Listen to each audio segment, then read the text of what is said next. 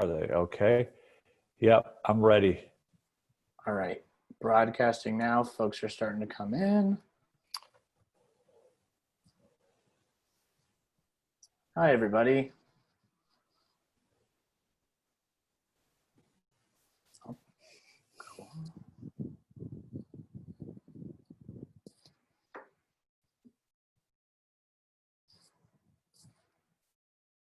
Let's give it a minute or two.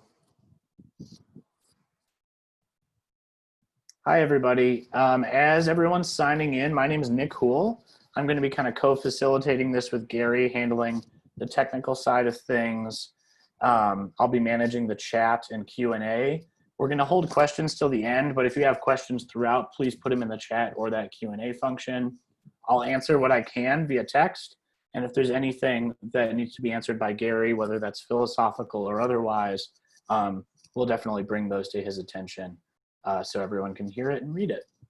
But just another minute or so to let folks log in. While you're logging in, if you wouldn't mind letting us know where you're calling in from in the chat function, you'll see that along the bottom panel of your Zoom window there. And I'll get that started so everyone can see.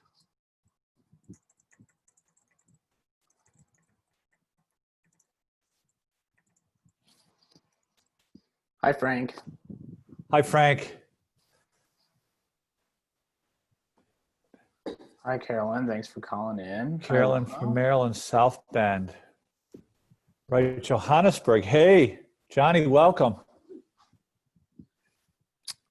Brittany Nepal. Arrington is from Roanoke, Virginia. Sarbendra's from Nepal. Granger, Indiana. Longwood University.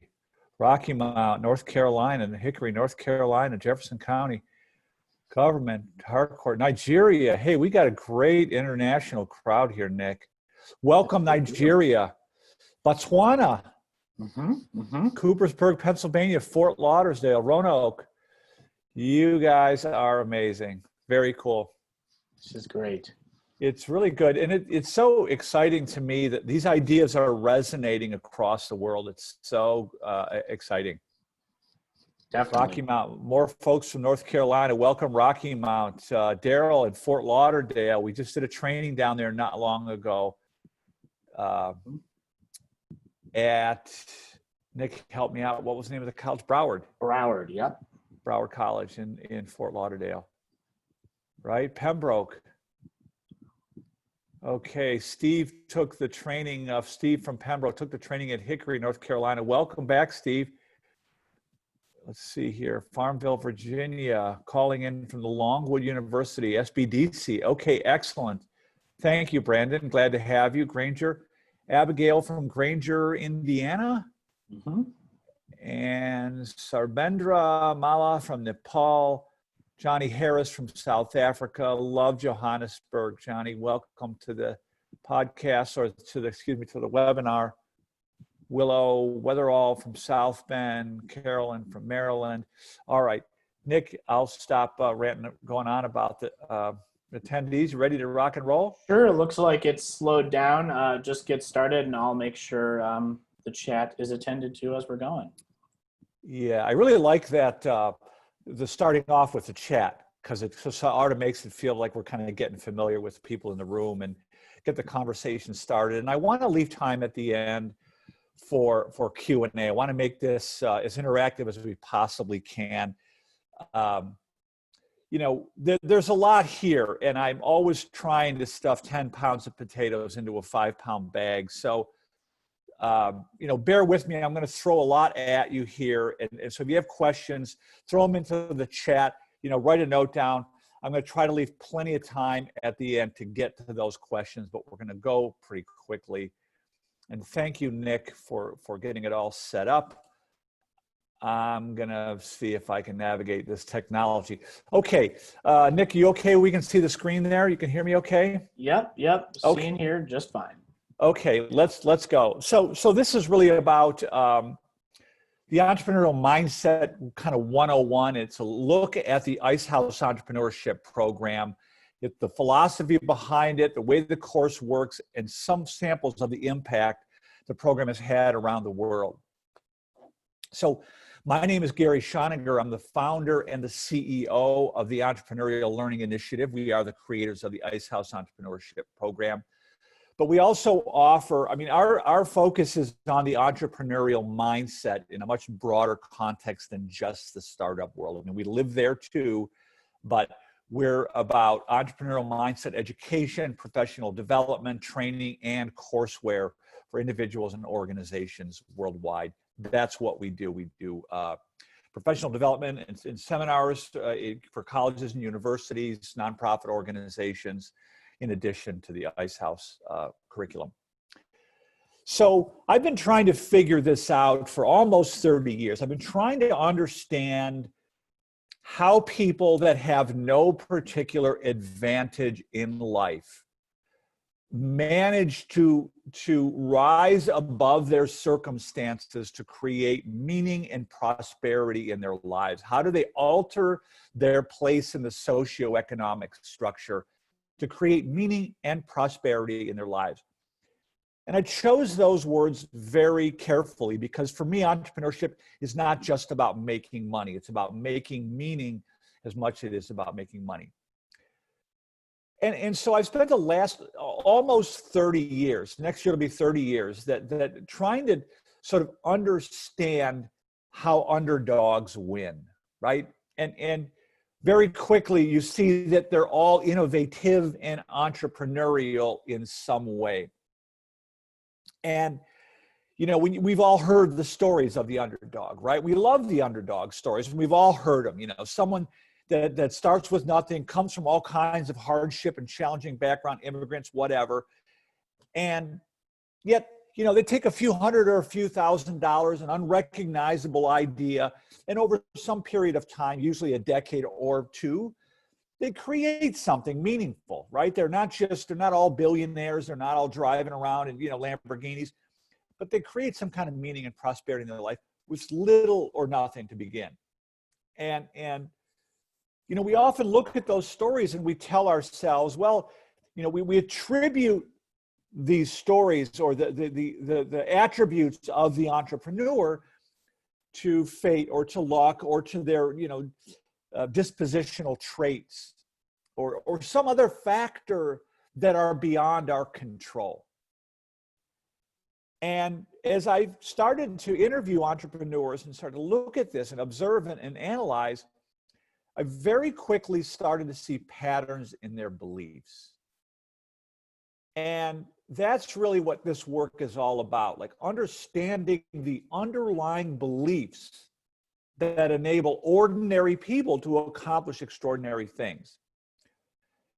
And over the last decade or so, I've interviewed somewhere in the neighborhood of 500 entrepreneurs from all over Latin America, South Africa, Europe, the United States, Canada, Eastern Europe, all over the world, these underdogs. And so I'm developing this theory, and I'm calling it entrepreneurial mindset theory, but the basic premise is this. It's a humanistic view of entrepreneurship. That is, it's really this bottom-up view and the ability to believe in the ability of ordinary people to solve problems, to work individually or collectively to solve problems. So to educate themselves and to make things happen when the rules aren't clear and the path is not well defined.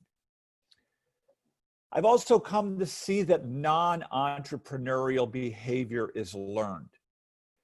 And what I mean by that is that as humans, just like any other mammals, we're born with this innate drive, these innate tendencies towards self-actualization, right? We're all like acorns with the innate drive and potential to become a mighty oak tree. But in that, we also are equipped with the innate desire and the capacity to learn everything we need to learn in order to adapt and thrive in our environment. And so this leads me to the next point, which is that the causes of entrepreneurial behavior are largely situational rather than dispositional, right? And most of us sort of rely on some sort of a dispositional theories that entrepreneurs are somehow born with some sort of traits. They sort of won the trait lottery, and the rest of us are just left to suffer, you know, and languish. And you know, perhaps more importantly, that entrepreneurship, that entrepreneurial thinking is essential not only for economic growth, but for organizational and societal resilience, as well as psychological well-being. So that's sort of the premise here I'm starting from. So in this webinar, what I'd like to do is cover three things. Talk about the philosophy and research behind the program, tell you a little bit about how the course is structured, and spend a little bit of time talking about how the course has impacted the various ways it's being used, deployed around the world. So, all right, here we are, you know, June 2020, in the post-COVID world. It's quite obvious that the world has changed in ways that now require everyone to think like an entrepreneur. And I've been saying this long before COVID ever, you know, came along, that you know, globalization, artificial intelligence, all these other, the accelerated rate of technological advancement are factors, you know, COVID notwithstanding. I don't mean to say that everyone should start a business, and I want to be very clear about that up front. That, you know, part of my theory is that not everyone wants to start a business, but we're all driven by an innate desire to be engaged in work that matters, to think for ourselves, to manage our own day-to-day lives, and to see our work benefit other humans, right? So we all have those innate desires, and not everyone wants to start a business in the traditional sense. But I also want to, you know, remind you all that entrepreneurial activity is essential to creating vibrant, equitable, and sustainable communities. I mean, this is, you know, not the 1950s industrial revolution. Like, entrepreneurial activity is what's creating new jobs and creating the vibrancy in our communities. And so, you know, if you look at the entrepreneur herself, right, these are people that know how to identify and solve problems in resource-constrained, ambiguous environments where the rules aren't clear and the path is not well defined, right? And these are people that are not only inventing new products and services that are creating jobs, that are revitalizing our communities, but they're also problem solvers. They're improving the quality of our lives. They're solving, you know, problems, from the most mundane to some of the greatest, you know, political, economic, ecological, environmental challenges of our time, right?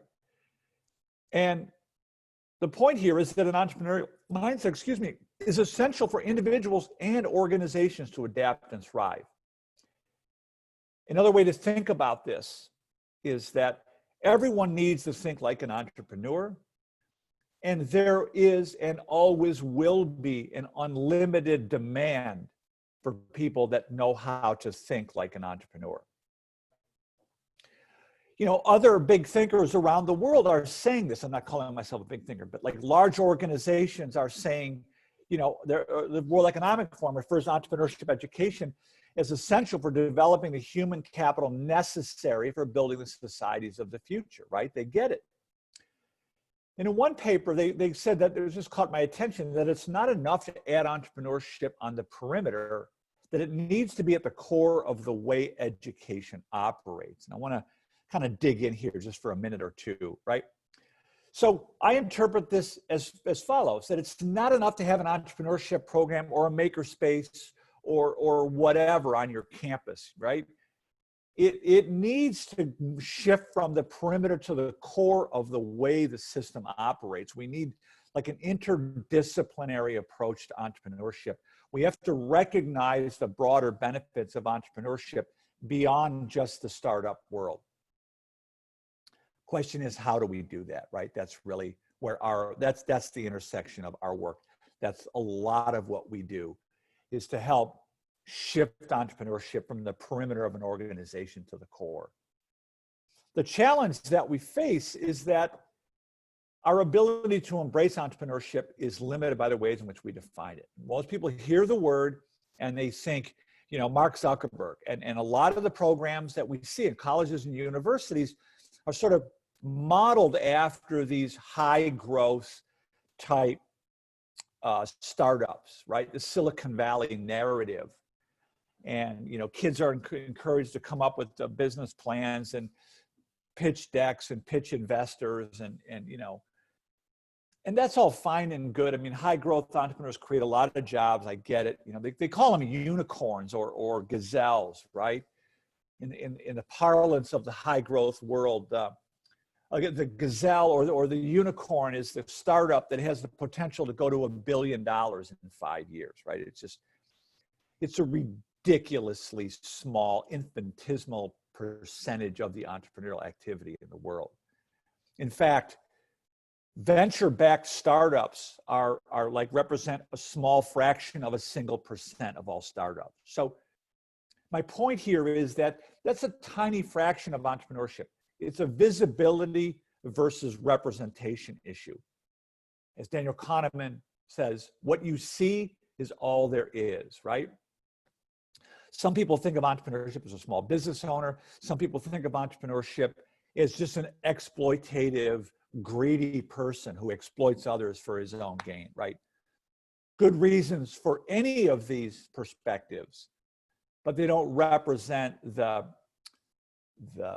on-the-ground reality, the mindset, the motivation, and the methods of the everyday, what I call underdog or unlikely entrepreneurs. So to dig into this a little deeper, I want to use this concept called transformation theory very briefly. It was developed by a guy named Dr. George Land to explain the nature of change within any systems. And it works like this, and I'm just going to do this very quickly. What Dr. Land is saying is there are 3 phases of change within any system. There's a discovery phase, there's a growth phase, and then there's an obsolescence or a reinvention phase, right? And, the first gray dot represents the beginning, and the second gray dot represents death or the end or whatever, right? And so these little orange dots represent the moments in time when the rules for survival change. And what Land is saying here is that each phase requires separate rules for survival. And the trick is to understand which phase you are in so you know which rules to apply, right? After all, like the definition of maladaptive is just that, right? It's the fail to recognize that the situation has changed. You're still trying to, solve your problems with the same tools you use in a different situation. The other point I want to make here is that, these orange dots are a nice graphic representation of the moment in time when the rules change. But it's important to understand that in real life, there is no orange dot. There is no memo in your inbox. There's no notification that shows up on your door from FedEx, right? So it's not as obvious. That's the only point I want to make. So it basically looks like this. We learn how to survive, and we go out in the real world and we survive and we get better at it and we grow. And then we either fade into obsolescence or retirement, or we reinvent ourselves depending on the circumstances. That's basically how it works. There's 2 important points I want to make here. The first is that the vast majority of us goes through this learning how to survive process, the discovery process, through a very controlled system, right? Through socialization and primarily through formal education, right? Where the paths are clear, the rules are well defined, right? There's not a lot of ambiguity. It's like you're reading off a menu. It's other directed, it's clear, there's rules, it's well defined.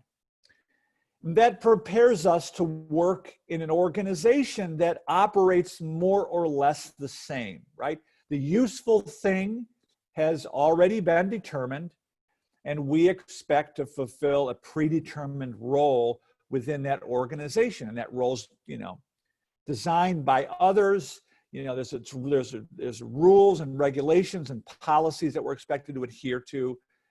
And that's kind of the world that most of us have been socialized into. But the second and perhaps more important point that Land makes is that nothing fails like success. And here's what he means by this, is the mindset that we develop in column 2, right? As we're getting better and better at surviving in the world, we're starting to understand how the world works, what our role is, how to get better at it, and that's enabling us to grow.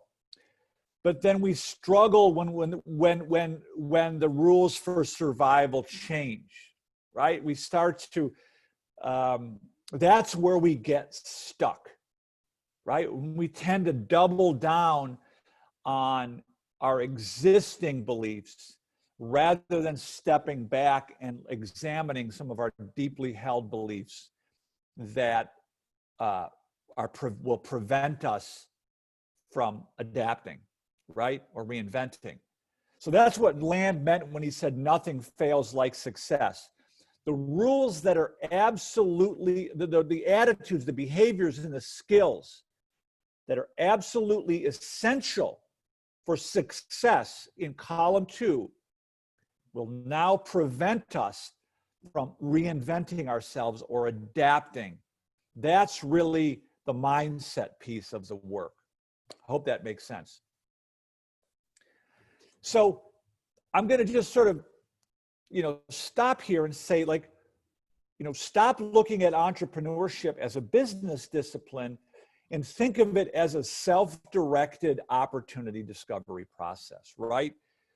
All it really is the human, the individual is trying to figure out the intersection between their own interests and abilities and the needs of other humans, right?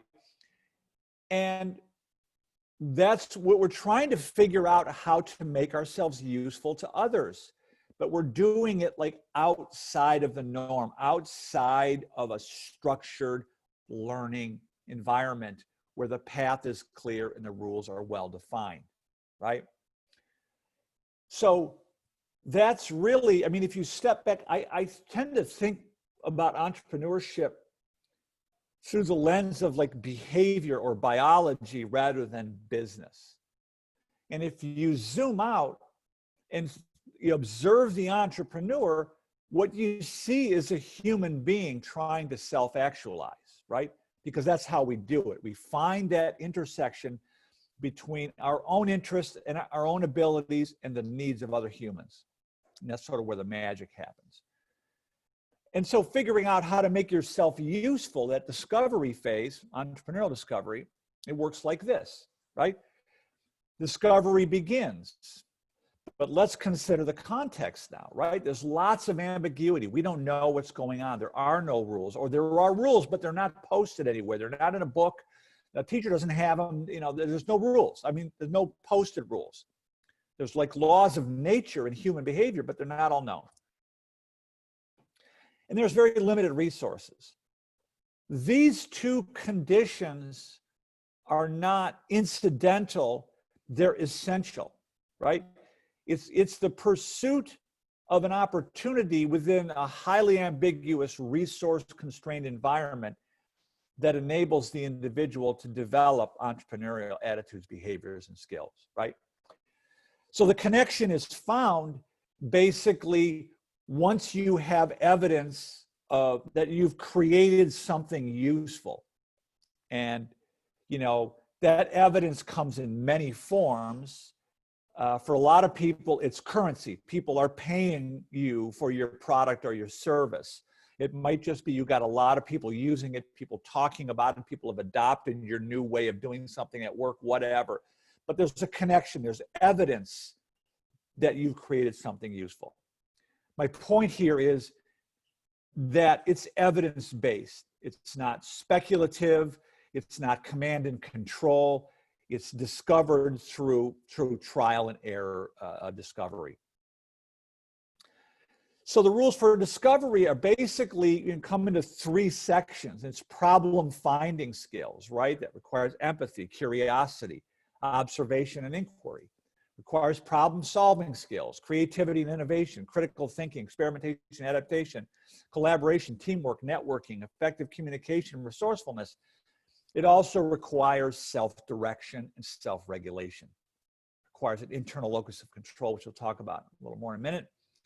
The ability to tolerate ambiguity, the superpower, right? Self-directed learning, self-awareness, and resilience.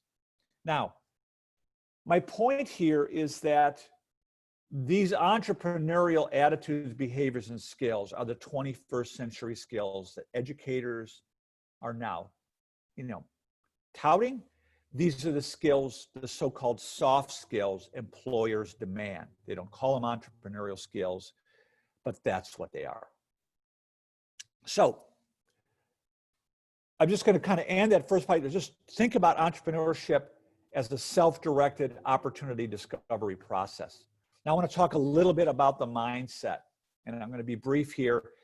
It's really the underlying beliefs and assumptions and mental models that influence our decisions largely without our awareness.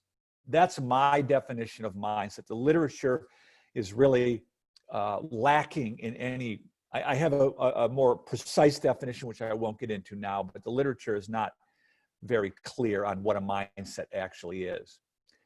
Here's a little bit about how it works, right? Our mindset is unconsciously acquired, or mostly unconsciously acquired, largely through social influence and construal, which is our subjective interpretation of our life events or experiences. It resides beneath our conscious awareness. Our brain is always seeking to automate, to make habitual everything it possibly can in order to reduce the cognitive load. Our brains are inundated with data every second. And in order to be able to navigate, our brains seek to rely on heuristics or mental models or rules of thumb, so we don't have to examine everything as we navigate our lives, right? And our mindset operates and influences our decisions effortlessly without our awareness.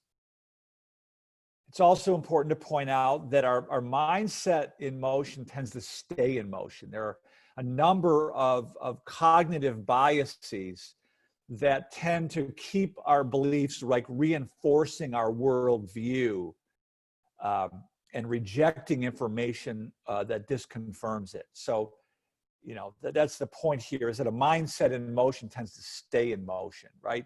It draws from the past to navigate the future. And that's fine if the future looks like the past. But when the future doesn't look like the past, we tend to get in trouble, right? This is what Einstein talked about when he said, we can't solve the problems with the same thinking we used when we created them. And lastly, a mindset influences every aspect of our life, from our motivation, our cognitive abilities, our emotions, and our choices, right? And it works like this. What shows up on the surface is what it is. Beneath the surface is what we say we know, what we say we value, what we know, right? 2 and 2 is 4. I believe in, this, that, and the other thing. But our mindset is really made up of our implicit knowledge, deeply held values, taken for granted beliefs, and tacit assumptions, right? So another way of thinking about this is what you do speaks so loudly I can't hear what you say. What shows up on the surface is our behavior betrays our beliefs, our deeply held beliefs. That's a way of thinking about a mindset. What I see in the entrepreneur is this deeply held, the underdog entrepreneur, this deeply held, mostly unconscious assumption or belief that it's my responsibility to figure out how to make myself useful to other humans. And, some form of, by doing so, I can empower myself. The more useful I become, the better off I will be. This, to me, seems to be sort of the genesis of entrepreneurial, all other entrepreneurial behavior, right? So, and from that stems these, we look at these, these constructs, what I call those mechanisms of individual agency, which will start with like self-efficacy. These are the sort of things we see in experienced entrepreneurs. We see a high degree of self-efficacy, which are deeply held beliefs that one can achieve the goals one sets for oneself, right? As opposed to someone with a learned helplessness, with a helpless orientation, right? There's sort of a spectrum there. In the entrepreneur, we see an internal locus of control. It's a deeply held, mostly unconscious belief that my life is up to me. And that's different from someone who has an external locus of control, who has a deeply held belief that fate, luck, or circumstances, powerful others, control our lives, right? What I want to point out here is that we're not walking around saying, hey, my name's Gary, I have an external locus of control. But you can see it in the behavior, right? You see the person complaining all the time. They're blaming their boss, they're blaming their wife, they're blaming the world. But what they're really betraying is the deeply held belief that there's nothing they can do, that they're powerless, right? So what we also see in experienced entrepreneurs is they tend to be intrinsically motivated, right? We always say, well, the entrepreneur is passionate. That's kind of getting there. But we all have passion about something, right? This intrinsic motivation comes from, there's a purpose to their work. They're not just driven by money. So they tend to be intrinsically motivated, which interestingly is opposite from extrinsically motivated, which we do think for some kind of a separable reward, whether it be money or certificates or letter grades. And we know from research that people who are intrinsically motivated by purpose and passion outperform people who are extrinsically motivated by money or letter grades, right?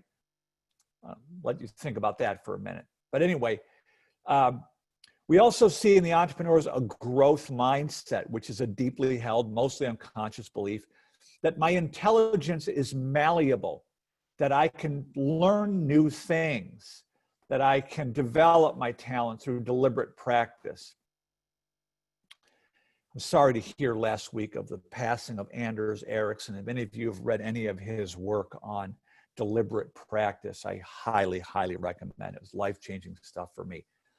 And then lastly, we see a high degree of resilience in experienced entrepreneurs, which comes from an optimistic explanatory style. We tend to tell ourselves when we get in trouble that this is temporary, it's local, and it's fixable, as opposed to people who have a pessimistic explanatory style, where when they have we're faced with a challenge, that they say things like, this always happens to me. They tend to frame a problem as global, permanent, and unfixable, right? It's really the story we tell ourselves, and that's where resilience comes from, optimistic or pessimistic. The point I want to make here before I move on to the next part of the program is that, this is really a super important part, actually. When you interact with experienced entrepreneurs. You see high degree of self-efficacy, internal locus of control, intrinsic motivation, high degree of resilience, the belief in their ability to teach themselves or learn anything, right? And you see this in the media all the time. Some entrepreneur does something, they make a lot of money, whatever it is they do. Somebody goes and interviews them and they come away and they write a piece about these are the 10 things or the 3 things or the 5 things or the 7 things you need in order to be a successful entrepreneur. What they don't realize is that they're getting the cause and effect correlation wrong. Those are the outcomes of their journey.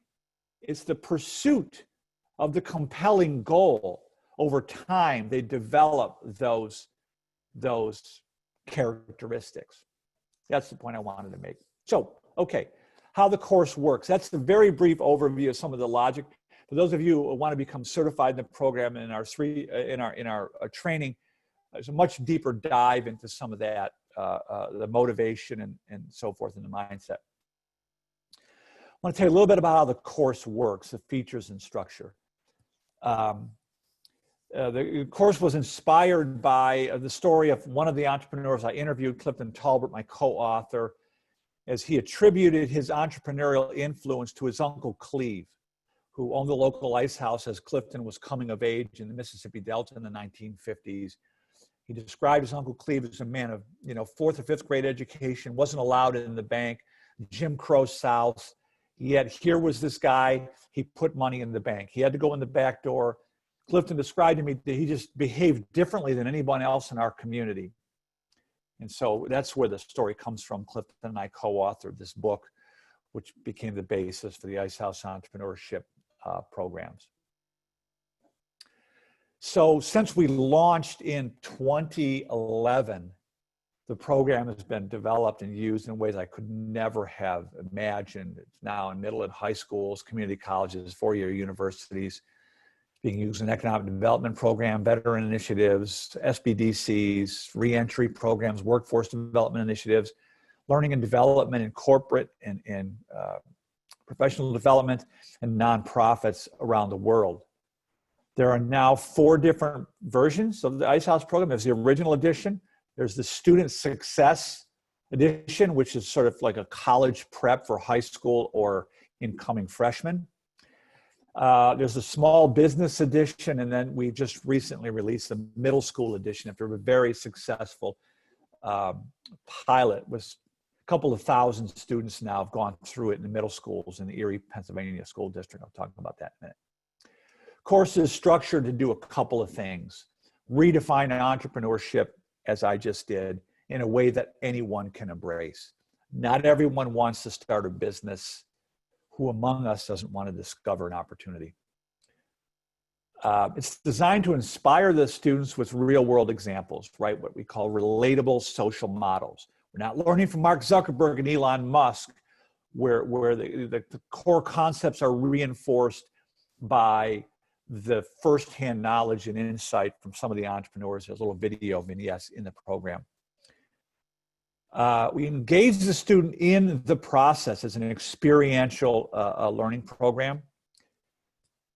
The theme is really focused on the mindset. What are the underlying beliefs and assumptions that are driving the behavior?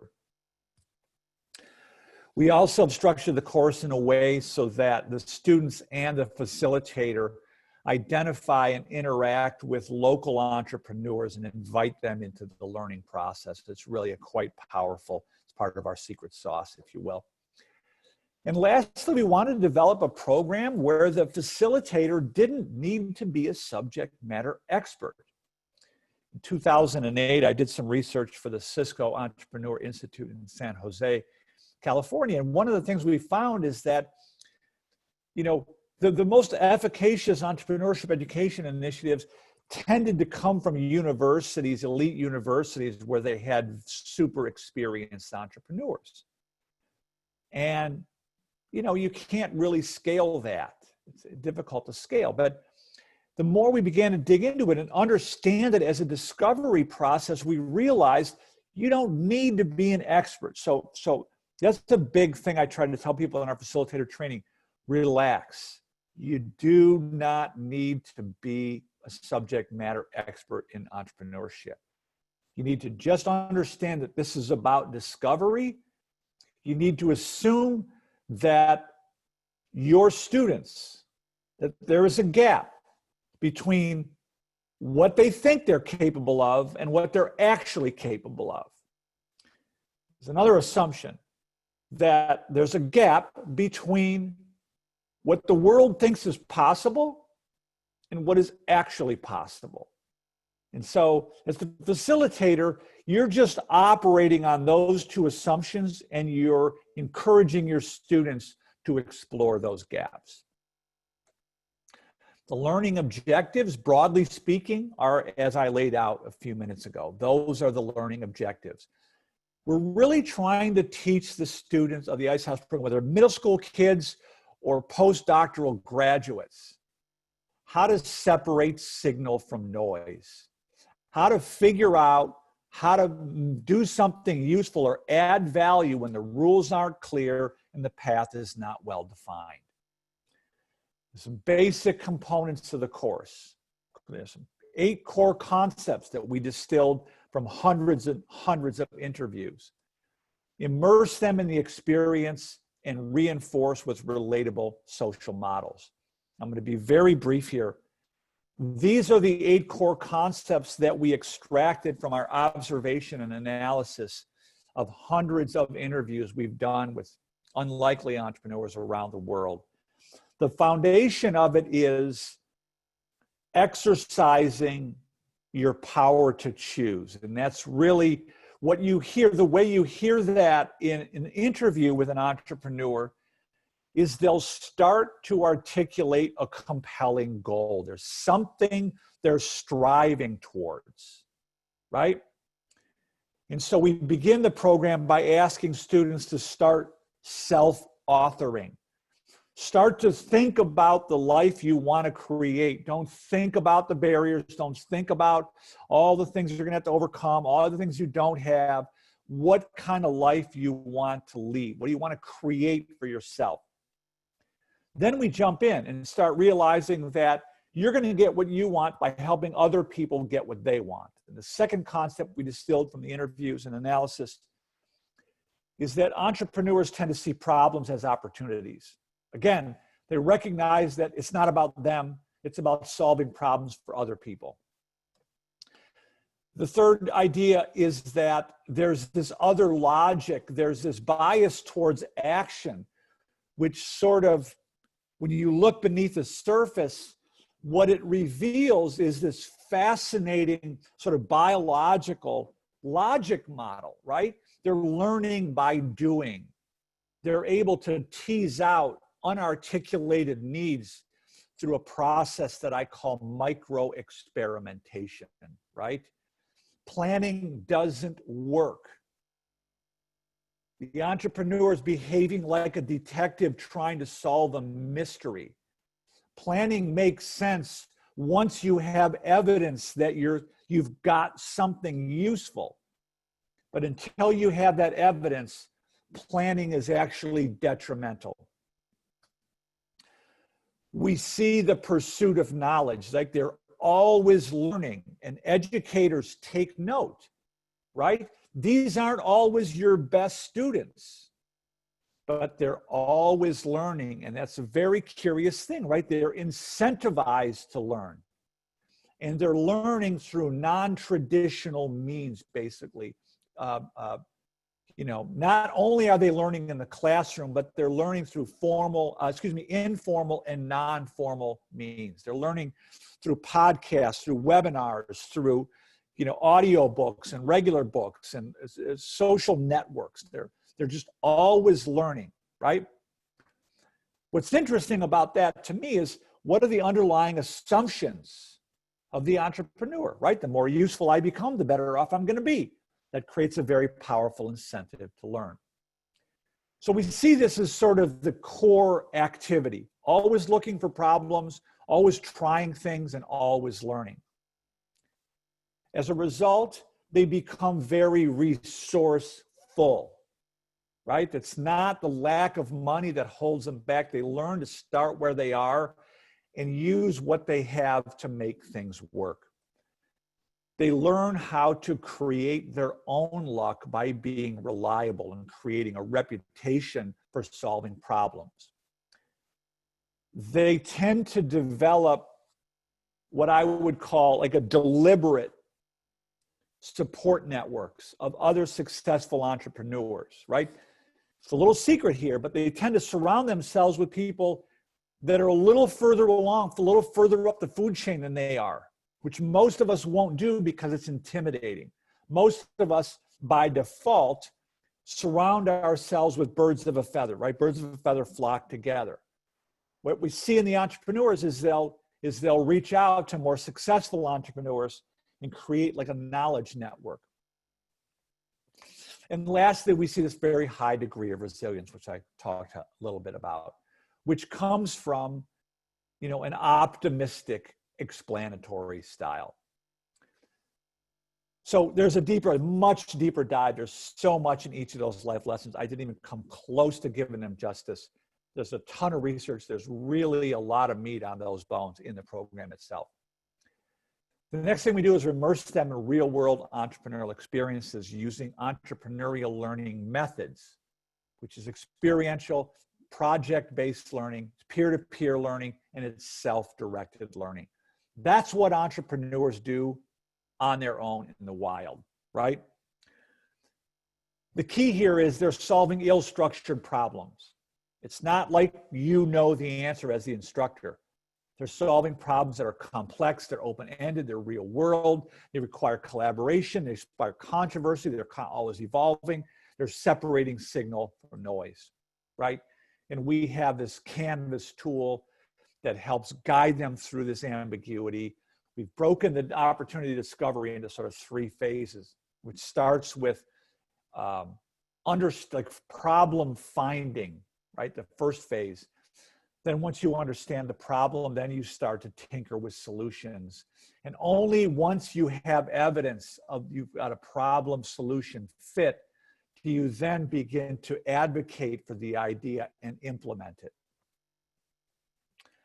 Last thing I'm going to talk about here is that there are case studies baked into the program. So pretty wide variety of underdog entrepreneurs who started with little or nothing and created something by being innovative and entrepreneurial. I don't have time to get into each of the case studies. They're, from students to some famous entrepreneurs. Brian Schoeniger over here on the right, he's the guy that started 1-800-GOT-JUNK with $1,000 as an 18-year-old kid. Just one of the examples. So it's pretty wide variety of underdog entrepreneurs. I'm going to wrap up really quickly, talk about some of the impact. We launched in 2011 with initial funding from the Kauffman Foundation in Kansas City, Missouri. The program just, since then we've trained more than 2,500 facilitators from, I forgot how many countries, 40 some countries around the world. The program has been featured on NPR, CNN, USA Today, the Huffington Post. Tom Rue, formerly at Kauffman, was invited to present Ice House at the United Nations and the Vatican. I was invited to present it to the European Commission in Brussels. Here are some quick outcomes. This is from the Erie, PA. This is from the mouths of a 13-year-old girl, right? She came out of Ice House and said, if we all think about how we can change problems into opportunities, we can make Erie a better place. To even participate in this Ice House wasn't initially developed for 13-year-olds, but some very dedicated teachers there. Dave Cross rolled up his sleeves and took it apart and put it back together and really did amazing things up there. There's a very entrepreneurial university system throughout Mexico. It's one of the top entrepreneurial universities in the world. It's called Tecnológico de Monterrey. They have about 120,000 students on 31 campuses across Mexico. They use the Ice House program in their high school feeder system, where about 7,500 kids a year are going through the Ice House program as a college prep course, right? Amazing feedback here. There's a whole report on that published on our website. In the use of Ice House as a student success program, at Pikes Peak Community College, we did a study with 1,000 students, incoming students coming into Pikes Peak Community College. We found a 28% impact on their persistence from the first to the second semester. Now, you know, those of you who are in the community college world understand that approximately half of the students that show up in the fall aren't there in the spring semester. The Ice House students showed up in the second semester at a rate 28% higher than the control group. The Kauffman Foundation funded an initiative to train facilitators throughout all 9 of the West Virginia career and technical colleges, community colleges in West Virginia, who are using the Ice House program in various forms there. Another really interesting case study is coming out of Albuquerque, where the city government, under the guidance of Tom Darling, is in the process of taking 6,000 city government workers through the Ice House program after an initial pilot with 100 workers. And so that's just another example. Tom Rue left the Kauffman Foundation. He is now the CEO of NCIDEA. It's a nonprofit foundation in the Raleigh-Durham area in North Carolina. They are committing to impacting 100,000 North Carolinians with an entrepreneurial mindset across the state. We've since trained about 250 facilitators in North Carolina, and we expect to train about another 250 in the next year or two. So that's really, you know, just a quick snapshot of some of the ways the program is being used. There's many, many more. If you want to engage with us, you can buy the book. You can buy it on Amazon for 10 or 12 bucks in paperback or Kindle. We just released an audio book version, which the voice actors are just amazing. When I heard that, I just about cried. It really took me into Clifton's world. The guy that read for Clifton and Uncle Cleve is the guy that read for Jackie Robinson, his memoir, and the guy that read for my voice is the guy that read Bill Clinton's memoir. So really top quality voice actors. It's really I'm very proud of that initiative. You can also enroll in the Ice House program yourself. It's $99. It's on our website. There's a self-paced version of it. You can sign up and take the program yourself. It's an asynchronous self-paced program. If you want to learn how to become a facilitator to bring this program to your community, we now are offering our facilitator training online. The one coming up in July is just sold out. We have another one scheduled for November 2nd through the 23rd. It's a very robust training that it requires the commitment. There's live sessions are on Monday evenings starting at 6 p.m. from about 6 to 7:30 or 8 over 4 Mondays. And then you have a much longer period of time to delve into all the materials. And these trainings tend to be very robust. And you know, as just a little bit of luck, we actually started offering these pre-COVID. So we started to see that people were responding very positively to the online facilitator training. It enabled us to reduce the cost. And we're also, it's more engaging because there's so many different people from across the world. You're hearing from entrepreneurship educators and others from around the world. So if you want to bring this program to your classroom or your community, you have to go through our 3-day training. It can be seen as Ice House Facilitator Training Certification. A lot of folks come through our training simply as a professional development opportunity. So I'm done. I just want to end with this very brief comments, right? And from Alvin Toffler, it's like the illiterate of the 21st century aren't going to be those who can't read and write. It will be those who can't learn and unlearn and relearn. And that's really what the entrepreneurial mindset is about. It's about the ability to learn and to unlearn and to relearn on our own. As Jaime Casab said, stop asking students what they want to be and ask them what problems they want to solve and what they need to learn in order to solve those problems. So I went a couple of minutes long, but I'm going to pause now for questions, give my vocal cords a rest, and hopefully answer whatever questions you might have. Great, Gary. Thanks.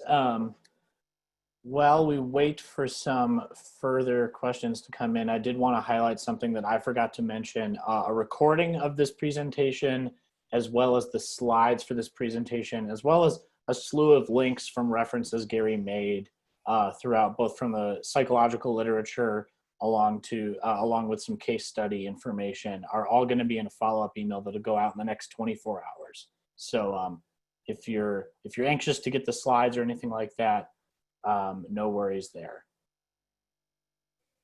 Thanks, Steve, for joining us.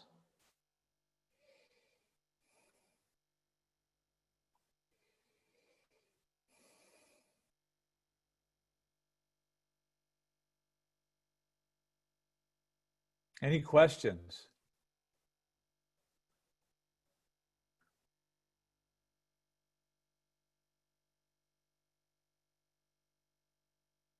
You're welcome, Caroline. Thanks for joining us. Thank you, Caroline. Thank you, Brandon.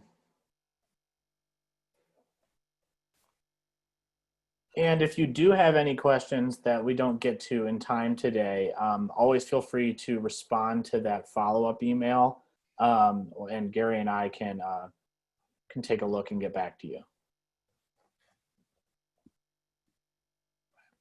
Thanks, Daniel.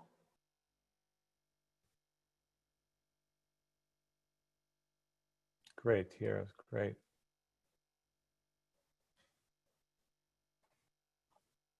Thank you, Frank. Thank you, Alina.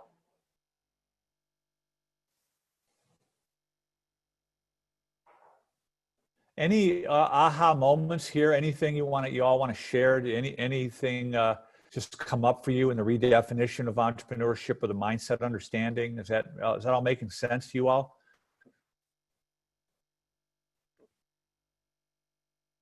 Thanks, Hope. Good to hear from you.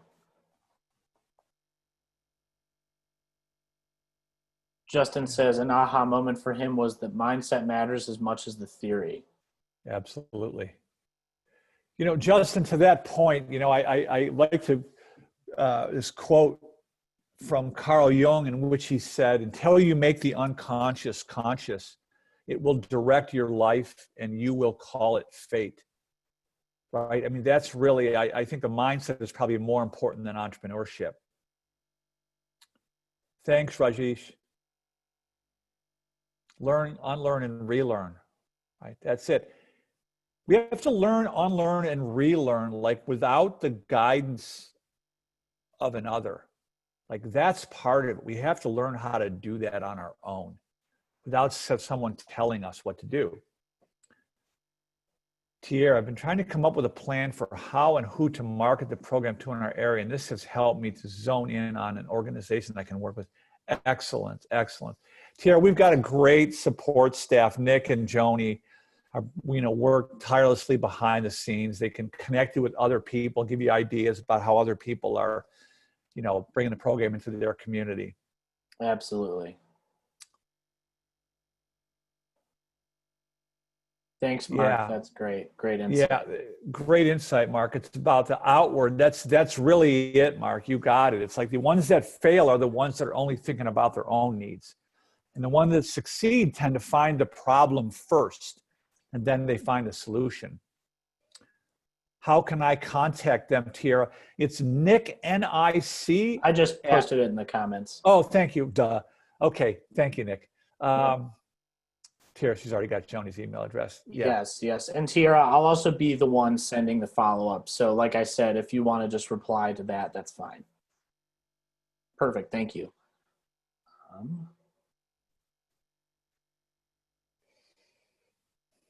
Good to hear. Good to hear. Well, we're right about at the top of the hour, Gare. So like I mentioned, if anyone else has any other questions at all, big or small, philosophical or technical, feel free to send those my way, and I'll get them answered for you. Yeah. I got to jump on another webinar right now for a university up in Fargo. Yep. So thank you, everyone. I appreciate it, and I hope to hear from you or see you or meet you somewhere along the way soon. Absolutely. Thanks, everybody.